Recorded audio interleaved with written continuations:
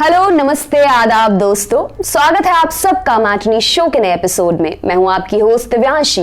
ये matinee show का Bharat talkie segment है जहां हम भारत के रीजनल सिनेमा की बात करते हैं, वहां के दिग्गजों की बात करते हैं। ऐसे दिग्गज जिन्होंने सिनेमा की विधा को अपनी विलक्षण प्रतिभा से समृद्ध किया, अपनी ऐसी छाप छोड़ी कि आने वाली तमाम पीढ़ियां उनके एक्सेप्शनल काम से लाभान्वित होती रहेंगी।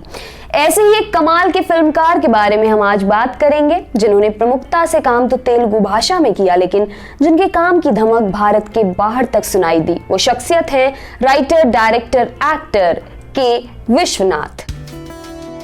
दादा साहब फाल्के अवार्ड विजेता के विश्वनाथ नाम से कोई घंटी नहीं बजी दिमाग में। चलिए कुछ तस्वीरों पर नजर मार लीजिए, आप पहचान जाएंगे। पहचान से आगे की दास्तान हम आपको सुनाएंगे। उन्हें आपने रजनीकांत स्टारर फिल्म लिंगा में देखा होगा या अनिल कपूर की बधाई हो बधाई में देखा होगा। याद आए?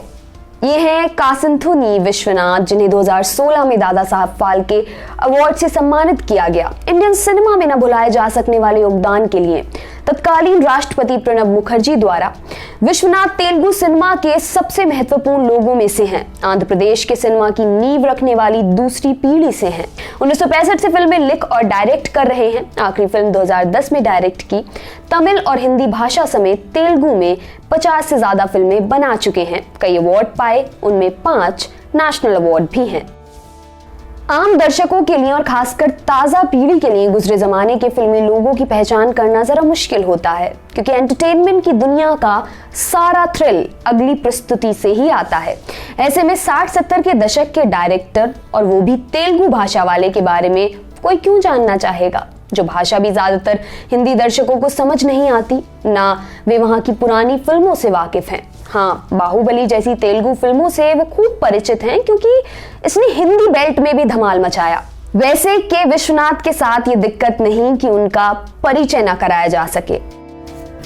हॉलीवुड ले ली प्रेरणा। सिनेमा का क्रेज जिन जिन को होता है, उनकी शुरुआती फेवरेट हॉलीवुड फिल्मों में फॉरेस्ट गंप जरूर होती है।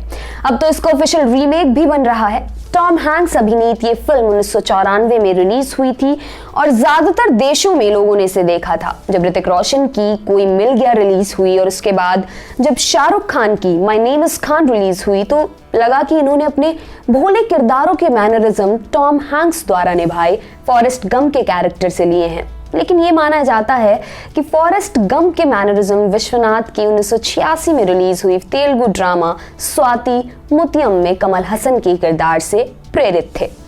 हालांकि फॉरेस्ट गंप 1986 में प्रकाशित विंस्टन ग्रूम केसी नाम वाले नोवेल पर आधारित थी, लेकिन इससे इनकार नहीं किया जा सकता कि डायरेक्टर रॉबर्ट जेमिकिस ने स्वाति मुत्यम नहीं देखी होगी, क्योंकि उसी साल यानी 1986 में ही ये विश्वनाथ की फिल्म विदेशी भाषा श्रेणी में भारत की आधिकारिक प्रविष्टि के तौर पर ऑस्कर अवार्ड में भेजी गई थी।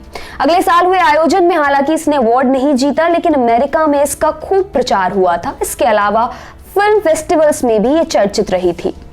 कमल हसन तो यह भी कह चुके हैं कि उनकी इस फिल्म को हॉलीवुड में कॉपी किया गया था और 5 साल बाद फॉरेस्ट गंप बड़े पैमाने पर लोगों को पसंद आई। कमल का कहना था, हमें उनके खिलाफ केस करना चाहिए था। विशुद्ध प्रेम वाली फिल्में। के विश्वनाथ ने 1989 में अपनी इसी फिल्म को यानी स्वाति मुत्यम को हिंदी में ईश्वर नाम से बनाया था, जिसमें अनिल कपूर और विजय शांति ने लीड रोल किए थे। विश्वनाथ की लिखी ये कहानी ग्रामीण परिवेश में स्थित एक ऐसे भोले युवक के बारे में थी जिसका दिमाग बिल्कुल बच्चे जैसा होता है और ताउम्र वैसा ही रहता है। उसकी देखभाल उसकी बुजुर्ग दादी करती है। उधर गांव में एक विधवा महिला ललिता अपने 5 साल के बेटे के साथ अपने भाई के घर रहती है। अपनी भाभी का दुर्व्यवहार सहती है। फिर अनोखी बात होती है जब वो युवक ललिता से शादी कर लेता है। गांव के लोग विधवा से विवाह पर विरोध करते हैं। ये भी समझ से परे होता है कि बच्चे जैसे दिमाग वाले युवक के साथ ललिता कैसे रहेगी, लेकिन हैरत होती है और हम देखते हैं कि कैसे दोनों में अनूठा प्रेम विकसित होता है। वे एक दूसरे का सहारा बनते हैं।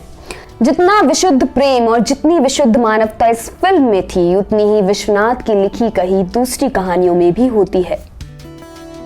उनकी वो फिल्म जिसके आगे सिर झुकता है, 1979 में रिलीज हुई शंकर भरणम न सिर्फ विश्वनाथ की बल्कि तेलुगु सिनेमा की भी मास्टरपीस। 2020 तक आते आते हमें लगता है कि हमारे विमर्श ज़्यादा महान हुए हैं और हम 30-40 साल पहले की फिल्मों से ज़्यादा अच्छी फिल्में बनाने लगे हैं। लेकिन शंकर भरणम को देखते हुए ये भ्रम टूट जाता है और सम्मान से सिर झुक जाता है। ये कहानी शंकर शास्त्री नाम के कर्नाटक संगीत के विद्वान और एक वेश्या की है जो उनकी शिष्या बनना चाहती है। डरती है कि भला ऐसे कैसे होगा, लेकिन शास्त्री समाज परिवार की परवाह किए बगैर बहुत आगे बढ़कर गुरु शिष्य और इंसान इंसान के बराबरी के रिश्ते को आकार देते हैं। बहुत ही जरूरी फिल्म 1984 में आई उनकी फिल्म जाग उठा इंसान एक दलित युवक और एक ब्राह्मण लड़की के प्यार की कहानी थी, जिसमें जाति व्यवस्था पर बहस रखी गई है। ये रोल मिथुन चक्रवर्ती और श्रीदेवी ने किए। फिल्म का अंत हिला देने वाला था। 3 साल बाद रिलीज हुई स्वयं कृषि का हीरो एक जूता गांठने वाला होता है जो शुरू में सड़क किनारे लोगों के जूते चप्पलें ठीक करके गुजारा करता है, फिर कठोर मेहनत से समृद्धि, गाड़ी बंगला पाता है और फिर सड़क के किनारे बैठकर यही काम कर रहा होता है। ये रोल तेलुगु सिनेमा के उन मेगा स्टार ने किया था जिनकी फिल्मों की टिकट लेते 4-5 लोग तो भीड़ में दबकर मर जाते हैं, यानी चिरंजीवी। संयोग से फिल्म लाइन में आए। उनकी फिल्मों में classical music, dance, story telling जिस ऊंचे दर्जे की होती है उसे देखकर अंदाजा नहीं लगा सकते कि उन्हें इनमें से किसी चीज की ट्रेनिंग नहीं रही है। वे फिल्मों में संयोग से ही आए। टेक्निकल नॉलेज था तो चाचा ने कहा फिल्मों में टेक्निकल डिपार्टमेंट में चले जाओ, पैसा अच्छा मिलेगा और लाइफ बन जाएगी। तो वे मद्रास की उस कंपनी में साउंड रिकॉर्डिस्ट का काम करने लगे जहां उनके पिता काम करते थे। तेलुगु सिनेमा की नींव रखने वाले दिग्गज डायरेक्टर्स में से एक BN रेड्डी के स्टूडियो में ऑडियोग्राफर का काम करने लगे। चूंकि इसमें म्यूजिक लिखने, बनाने और रिकॉर्ड करने की प्रक्रियाएं थी तो वे संगीत में शार्प हो गए। उसके बाद उनकी फिल्में अपने म्यूजिक की वजह से बहुत जानी गई। इसके अलावा शुरू में उन्होंने जिन डायरेक्टर्स के अंडर में काम किया उनसे सीखते हुए फिल्म मेकिंग को लेकर अपना अच्छा वैल्यू सिस्टम बना लिया। जैसे विश्वनाथ ने शुरू से ही अपने लिए तय कर लिया था कि फिल्में एंटरटेनमेंट के लिए होती हैं, लेकिन लोगों का मनोरंजन करते हुए उसके साथ कुछ अच्छी और सार्थक बात भी कही जा सके तो ज्यादा बेहतर होता है। ज्यादातर कमर्शियल फिल्मों की सबसे बड़ी आलोचना यही रही है कि वे हमेशा पलायनवादी रही हैं, लेकिन के विश्वनाथ कभी भी ऐसी फिल्में नहीं बनाना चाहते थे जो लोगों को किसी झूठी दुनिया में 3 घंटे के लिए बहलाए रखे और बाद में अकेला छोड़ दे। वे प्रसिद्धि और पैसा इन दोनों ही चीजों के पीछे नहीं भागे, वे सिर्फ कहानियां सुनाते रहे और इसमें बहुत कामयाब हुए। संगीत उनके सिनेमा का प्राण है। उनकी फिल्मों में क्लासिकल म्यूजिक और डांस हमेशा रहा है। इसे शंकर भरणम में बहुत उत्कृष्ट रूप से देख सकते हैं। जाग उठा इंसान में भी देख सकते हैं जिसमें हीरोइन क्लासिकल डांसर होती है। 1992 में रिलीज हुई जैकी श्रॉफ और माधुरी दीक्षित की संगीत में देख सकते हैं जिसमें नायक एक गाने वाला है और नायिका नृत्यांगना है। 1979 में आई म्यूजिकल सरगम भी उन्होंने ही डायरेक्ट की और लिखी थी। इसमें ऋषि कपूर का कैरेक्टर डफली बजाता है और संगीतकार है, वहीं जया प्रदा नृत्यांगना है। 1983 में रिलीज हुई सागर संगमम इसी तरह की बेहद खास फिल्म थी जिसकी ओपनिंग बहुत ग्रिपिंग और मजेदार है। ये कहानी बालू नाम के युवक की है जिसकी भूमिका कमल हसन ने की। वह बहुत सी क्लासिकल डांस फॉर्म्स का विद्वान है लेकिन अपने सिद्धांतों से समझौता नहीं करना चाहता। बाद में वो उचट जाता है, एक अखबार में कला आलोचक बन जाता है। एक युवती का क्लासिकल डांस इवेंट होता है, वहां से नाश्ता करके लौटे सारे जर्नलिस्ट अपनी रिपोर्ट में तारीफें बिछा देते हैं, लेकिन बालू उस परफॉर्मेंस की लुगदी बिखेर देता है। जब वो नृत्यांगना पढ़ती है तो अखबार के दफ्तर पहुंचती है। उसका एजेंट और एडिटर पैर पड़कर माफी मांगने को कहते हैं। यहाँ पर बालू जो जवाब देता है कि देखने वाला अवाक हो जाता है, मस्ट वॉच। यहाँ आपको उनकी 5 हिंदी फिल्में बता देते हैं जो उनके क्राफ्ट से, उनकी रचनाशीलता से आपको परिचित कराएंगी।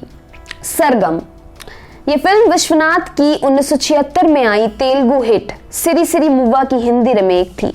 कहानी गांव में रहने वाले 2 कैरेक्टर्स पर केंद्रित है। एक लड़की जो बोल नहीं सकती, नृत्य के क्षेत्र में कुछ करना चाहती है और सौतेली माँ के जुल्म सहती है। एक लड़का जो संगीतकार है और डफली बजाता है। वो डफली वाला युवक लड़की की मदद को आता है और दोनों अपनी कलाओं के क्षेत्र में आगे बढ़ते हैं, संघर्षों से गुजरते हैं। ये जया प्रदा का हिंदी में डेब्यू था। इसी फिल्म ने ऋषि कपूर को नया निकनेम दिया, डफली वाला।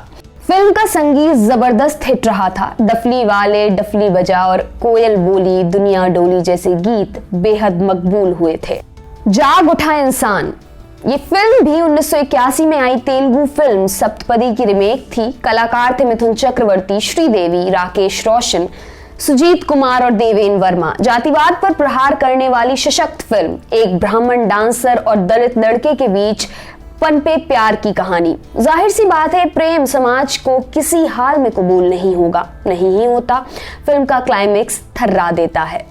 संजोग, जितेंद्र जयाप्रदा की फिल्म, जिसकी सबसे बड़ी पहचान फिल्म में गाया लता मंगेशकर का गाना था। गाना क्या बल्कि लोरी थी, यशोदा का नंदलाल। खूब पॉपुलर हुई, आज भी है। फिल्म की कहानी एक ममतामयी माँ की लाइफ स्टोरी थी जो अपने प्रिय बच्चे की मौत के बाद भ्रमिष्ट हो जाती है। फिल्म में जयाप्रदा का डबल रोल था। फिल्म हिट रही थी। ईश्वर, इस फिल्म का जिक्र हम शुरू में ही कर चुके हैं, फॉरेस्ट गंप से काफी पहले। उस तरह के सब्जेक्ट पर बनी फिल्म, एक ऐसे युवक की कहानी जिसका दिमाग बालक सा है, जो एक विधवा से शादी कर लेता है और उसकी इस हरकत को समाज कबूल करने से इनकार कर देता है। एक अनूठी प्रेम कहानी थी।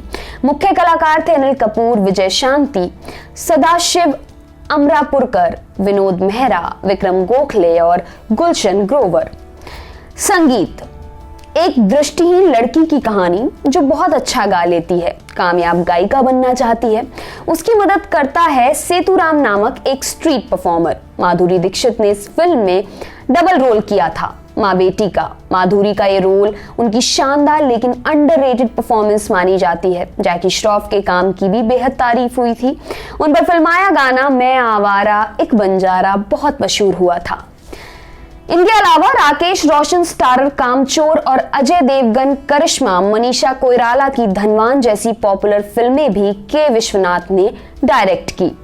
विश्वनाथ वी शांताराम जैसे फिल्म मेकर्स की उस लीग में आते हैं जो अपनी फिल्मों में कलात्मकता, सामाजिक संदेश और इनोवेशन पर हमेशा ध्यान देते थे। उन्होंने कभी समझौते नहीं किए। अचरज वाली बात है कि विश्वनाथ की फिल्मों में स्त्रियां सहज रूप से अपने साथी पुरुष पात्रों के बराबर रहती हैं। आने वाले वक्त में कट्टर पूंजीवाद और कट्टर धार्मिकता के जो दो ध्रुव सबसे बड़ा खतरा बनकर सामने खड़े हैं, अद्भुत रूप से धार्मिक यकीनों वाले के विश्वनाथ की फिल्में इन दोनों ही ध्रुवों से आजाद रही हैं। भारत टॉकीज के इस एपिसोड में इतना ही। इस एपिसोड के लिए स्क्रिप्ट हमारे सिनेमा एडिटर गजेंद्र सिंह भाटी ने लिखी है। अगले एपिसोड में हम किसी अन्य भाषा पर बात करेंगे, किसी और महान कलाकार की जिंदगी में दाखिल होंगे। आप अपना फीडबैक हम तक पहुंचाते रहिएगा। नमस्कार।